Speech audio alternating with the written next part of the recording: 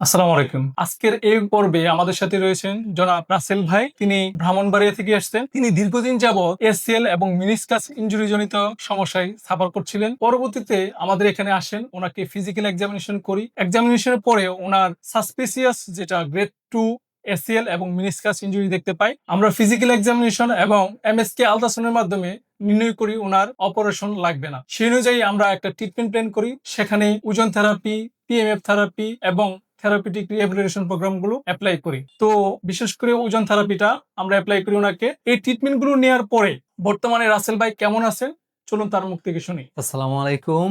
আমি ব্রাহ্মণবাড়িয়া নাসিরনগর থেকে এখানে আসছি। দীর্ঘদিন আমি এই সমস্যায় ভুগছি।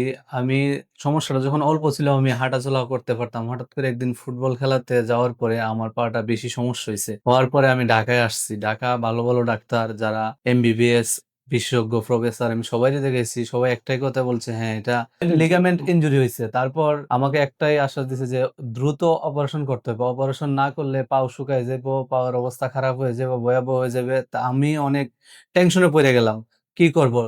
তারপর আমি এর চেয়ে ভালো একজন ডাক্তারের কাছে আবার বুঝ পরামর্শ নিলাম। উনি আমাকে বললো যে রাসেল, করো, এটা অপারেশন লাগবেই লাগবে।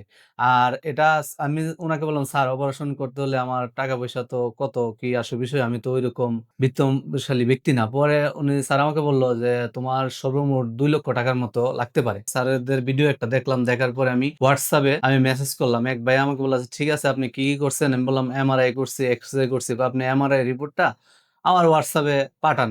পাঠানোর পরে ওই ভাইয়া লিটন স্যাররে দেখাইছে। স্যার দেখে বলছে, না এটা সমস্যা হবে না, এটা আমাদের এখানে হবে, ওনাকে আসতে বলেন।